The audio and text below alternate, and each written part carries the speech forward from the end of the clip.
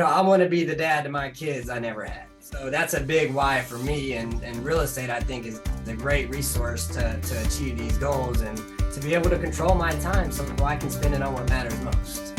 Welcome to the Threefold Real Estate Investing Podcast. This is the podcast where you'll not only learn how you can achieve massive success in multifamily real estate investing, but also how you can simultaneously pursue great relationships with your family and a better walk with God. You can achieve financial freedom through real estate investing without sacrificing the relationships that mean the most to you. Now, here's your host, Lee Yoder. Welcome back, Threefold listeners. I hope you're having a great week. We've got another great guest for you today. Jarod Alexander is joining us from sunny Phoenix, Arizona. A little bit about Jarod, then we'll bring him in. Jarod is the founder of Optimal Equity Group, which was formed to help educate investors on how to achieve strong returns by investing in real estate. Jarod's able to do this because he's got a W-2. He grew up, with a family that had their own flooring business. We're going to talk a little about that. But then Jarod decided to get into real estate. Bought a single family home. That's how a lot of people get started. That's how he got started, but then realized pretty quickly it wasn't going to be what he wanted. It wasn't going to scale, things like that, not passive. So he jumped into passively investing in syndications and it's kind of seen the light there. So we're going to talk a lot about that. And then actually now he's jumped on the active side. He's so all in on apartments and now he's doing it actively. So we'll kind of cover all those things. Jarod's also a family man, happily married with two amazing kids. Like I said, currently living in Phoenix, Arizona. He's a sales professional, won numerous awards for his sales. And now he's just, he's working on helping other people get into real estate on the side if they have a busy job and a busy family like he does. So, Jarod, welcome to the show. So, thanks so much for joining us today. Hey, thanks, Lee. Thanks for having me. So, Jarod, if you don't mind, man, let's start. Take us all the way back. What were you doing before you bought the single family home, before you decided to get into real estate? Maybe just a little bit about how did you hear about real estate and what made you want to jump in the first place? Born and raised North Carolina. My mom owned a flooring company there. And so I grew up in the flooring business and I've pretty much been doing flooring my whole career. Started out installing to sales, and that's what I'm doing currently. Yeah. And so, growing up, my mom and my grandfather, they owned real estate, so I kind of had a very high level view of, single family real estate, with my mom, but my grandfather, so the flooring company, he actually started the flooring business. Mm-hmm. And he did really well with that, but he actually bought the property. So he owned the building and then he developed two more buildings on the same property. And eventually I saw him, I was probably 10 or 12 years old and saw him retire at the age of 50. And he moved out here actually to Arizona and had been living off the income from that commercial building ever since. Okay, so he didn't retire because he made so much money on his flooring company. He retired because he bought the building that his flooring company was living in, was working out of, and then built two more buildings. And so then he's collecting rent from three different buildings. And it's that rent he's collecting from those buildings that allowed him to retire at 50 and move to Arizona, not making so much money off of a W-2 or even owning his own company. It was the real estate side. It was the real estate, exactly. Yeah. And because that continues on. I mean, he's make money as long as you own those buildings, right? Yeah, absolutely. Awesome. I mean, he just turned 80 years old and still hasn't worked a day since he, retired. Wow. Wow. Okay. So that's a great introduction, a great reason to, want to get in, a great motivation, a great example for you. So how'd you go about it? You made a move, kind of jumped in, just kind of take us along your story there for a little bit. Yeah. So real quick, after kind of being exposed to that, it really didn't set in at that time. Mm-hmm. But after I moved to Arizona, I was, still got a job working in flooring sales here.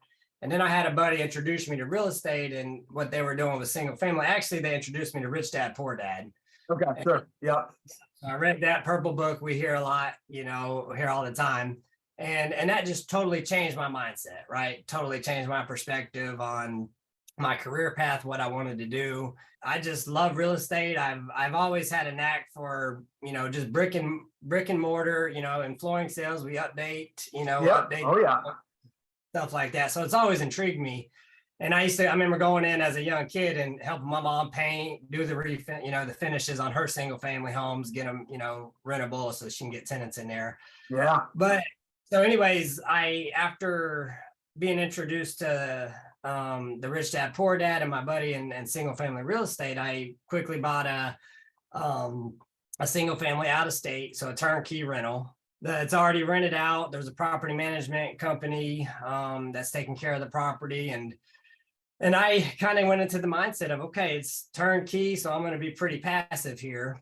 And about 2 weeks after I closed on that property, I quickly learned that they have sump pumps in Kansas City, Missouri, and and so, anyways, another, fast forward $4,000 later, right? That Yep.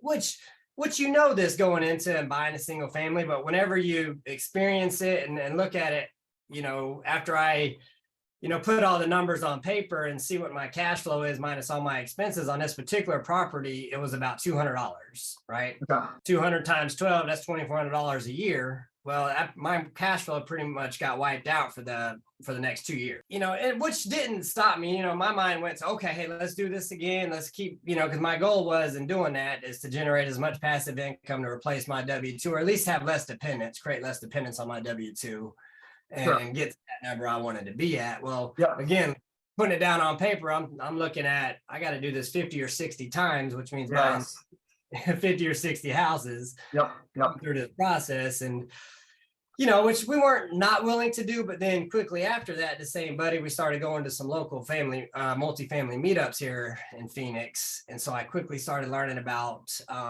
apartment syndications and how I can invest truly passively and generate just about the same amount of cash flow and be completely hands off.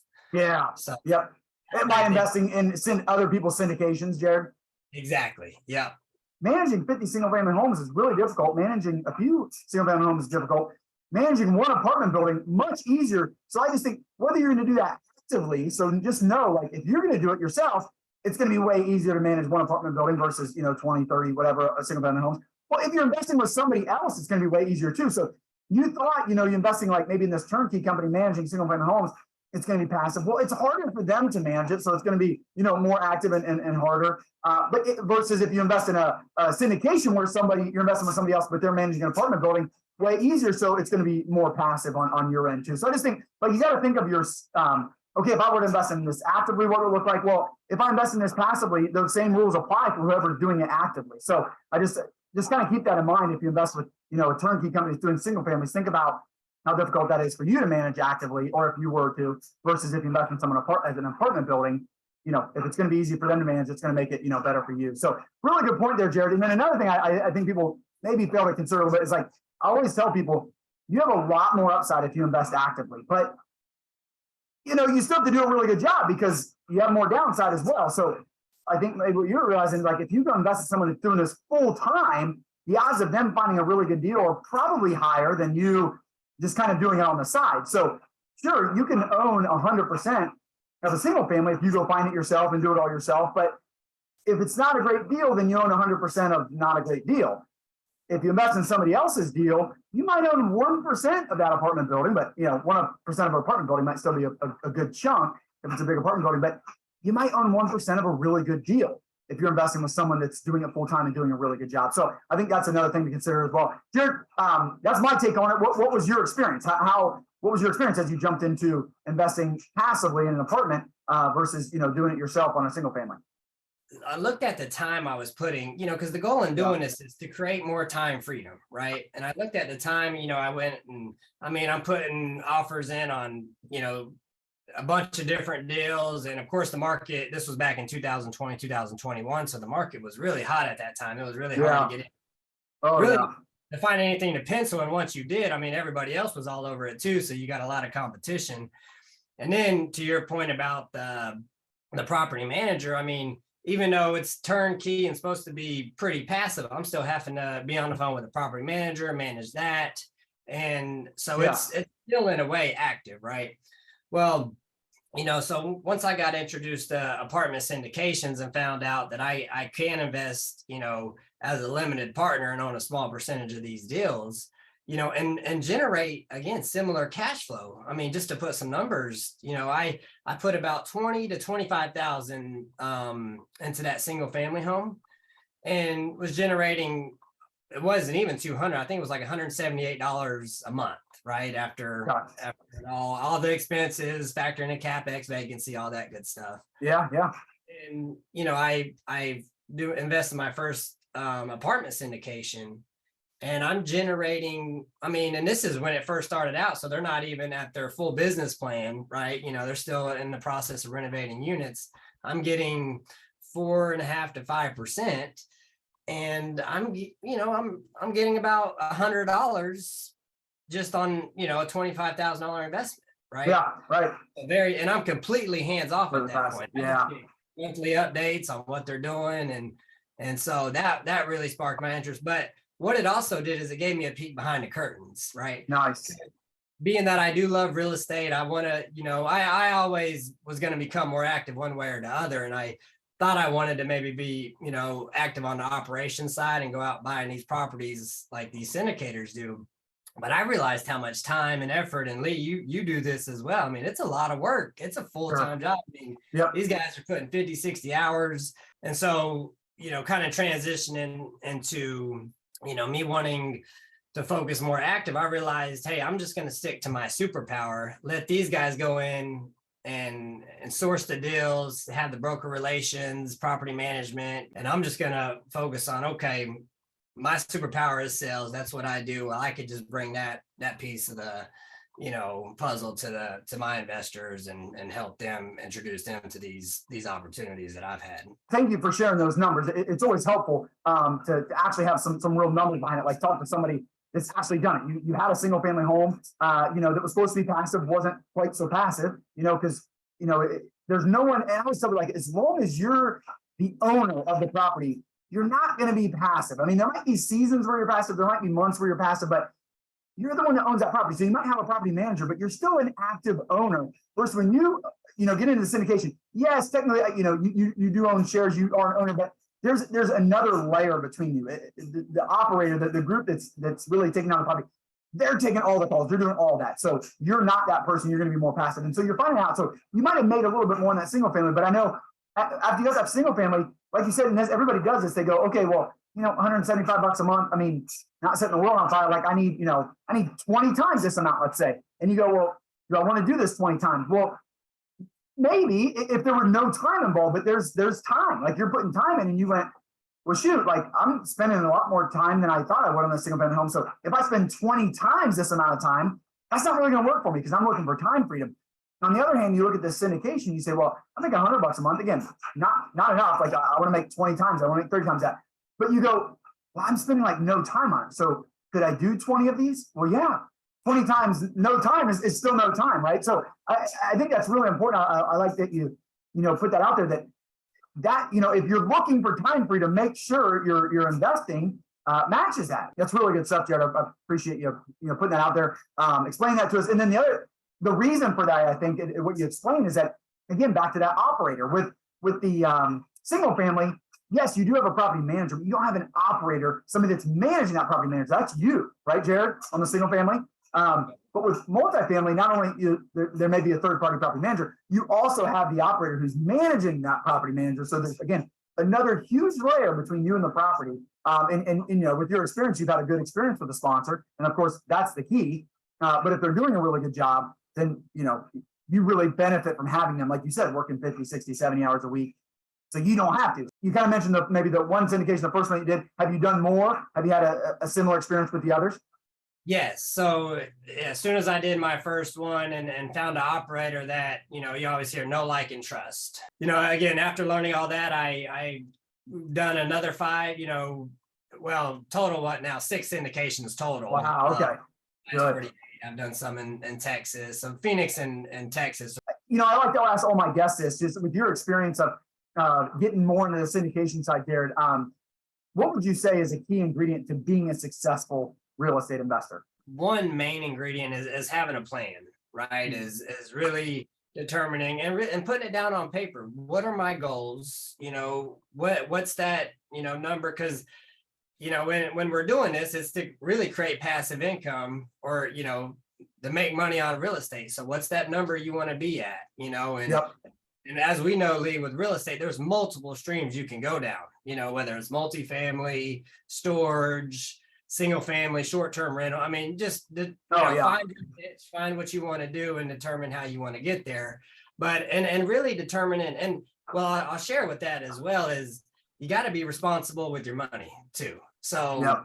I mean, you can't just, be going out and going to $100 dinner every night and expect to get to that number. It's okay. Yeah. Set the plan. Let's live off the, and still enjoy life, but being responsible with your money is going to get you to your goals, right? 100%. No, I think it's really important. Jared, do you mind sharing, like, I think, a husband and wife have to be on the same page with that. Is that something you and your wife have always agreed on, or what's that been like between the two of you? Is this, you guys, like you talked about having a plan. I think it's so important. I think spouses have to both be on board with that plan. So you can talk about that a little bit between you and your wife. So it's interesting you bring that up because just a quick backstory. My wife's a teacher, and great. I come from sales and more of the entrepreneurial mindset, right? And we do pretty good where we're at. So at first, when I started getting into real estate, my wife was like, whoa, wait a minute. Why do we need to do all this and take this risk? And, so it was definitely a conversation. And to that point, I think it's very important both parties are on the same page, Yep. that is important because we're, the why behind this is to spend more time with my family, my wife, my kids. Yeah. And I don't want to make her feel like I'm trying to leave her behind or something, just if she's not in agreement. So anyways, it's definitely being on the same page with your partner. And so today, as we've kind of worked through some of that, she is on the same page. We sit down every year. We actually go out to dinner. So we're not at the house, kind of go to a restaurant and review our goals. What do we want to, what are we looking for? And it's interesting because hers are a lot different than mine, as far as like, it's be a better mom or be, and it's, I love that about her. Right. And we balance each other out really well. And I'm like, hey, I want to get to this number. And so she supports that. And, we just make sure we iron everything and line everything out, which going back to put it on paper, determine your goals. That's been huge for us, Yep. And not just checking in with them at the end of the year, review them quarterly. Where am I at, and do I need to adjust anything? And that for me has been very important. And networking, educating yourselves. There's a ton of resources out there. I mean, just especially in apartment syndications. Needless to say, find people that are doing what you want to do, network and learn from them. That's great advice. Appreciate the conversation between you and your wife and how you guys get on the same page. I think that's really important, Jared, because throughout the year, I mean, it's easy, I think, to if you have a conversation about it and kind of dream about something and feel like you're on the same page. But when you really write it down and when you talk about it in depth and you talk about what we're going to have to make some cuts here. And when you're on the same page about that, when it comes time to making those hard decisions, it's still hard. But when you're on the same page, it feels like you're in it together. I also like to ask my guests kind of the same question, but with your family and faith, if that's important to you. But like, what do you think is a key ingredient? Maybe it's something you and your wife are doing to make sure that you guys maintain those priorities. So, it's one thing to talk about, hey, I want to have more time with my family, right? I mean, and I'm speaking to myself here too, but like, it's also easy to kind of get caught up. And you got a busy job, Jared, you got the full-time job, and then you're doing the real estate on the side. What's maybe a key ingredient to making sure that you're really maintaining your priorities week to week, day to day, with your wife and your kids? Yeah, no, great question. And one thing that I've been working on lately is I actually got a coach, a mindset coach. Been working through the business and stuff, but part of that is, he's challenged me to, every week schedule a weekly planning session with myself and schedule my week out, right? And that's to work, so my W-2 stuff, I got that, and then, my real estate business, but family, spending time with the kids. And so really going, just to sum it up, is time blocking, right? Yeah, talk about, really good. Show me your calendar, I'll show you your priorities, right? So true. And so, that's one thing I've been working on is, so, I mean, it could be as little, I got a 4-year-old, 4.5-year-old, and all right, T-ball with my son, we're going to go out, and it doesn't have to be just 20, 30 minutes, right? Okay, got that. I'm going to watch a movie with my wife tonight through this night. I'm going to work from 7 to 10, or find that time. So that's just dedicated time. And one also thing I'll share on that is, so it's one thing to do that, and I'm in that process, but it's another thing to stick to it, right? Yeah. So, and make it said and done, right? Yeah, because I was like, all right, I can move this around. I got done with this early, and maybe I could do this other thing. And, as a result of working with my coach, she was like, no, stick to that. That's your commitment. That's your priority. And I guess that would be, what I'm focusing on right now. And because the goal of this is to create more time to be present with my wife, with my kids. I mean, it's really important to share a little personal, as I grew up without a father, right? Mm-hmm. Never met my dad. My mom did a great job raising me, good values, all that. But, I want to be the dad to my kids I never had. Yeah, right? of course. Yeah. And so that's a big why for me. And real estate, I think, is a great resource to achieve these goals and to be able to control my time so I can spend it on what matters most. Right? That's really good. Yeah, Jarod. That's a great way to sum it up, man. I don't have anything to add. Great way to sum it all up there, man. It's so good, so important. Jarod, what you're doing a lot now is bringing others along with you. Others that want to invest in syndications. You've got, to where you're getting other people into it. People want to learn more about you and what you're doing, that maybe they kind of want to do it as well. And they say, hey, Jarod seems to be, you've kind of figured this out. You've found the good sponsors. I want to just jump in with you on these great sponsors buying great properties down in Texas and whatnot. What I've got here, Jarod, for you is optimalequitygroup.com. I know you're also active on LinkedIn and Instagram. And then we got your email here at jarod@optimalequitygroup.com. That's the best place people can find you. We'll throw that in the show notes and people can get a hold of you that way. Yeah, absolutely. Great. And probably the best place is just going to the website. All right, man. We'll put all that in the show notes. It's been great, Jarod. Thanks so much for coming on the show today. Really appreciate it, man. Awesome. Thanks for having me, Lee. Yeah, have a good one. Thank you for joining us for another great episode.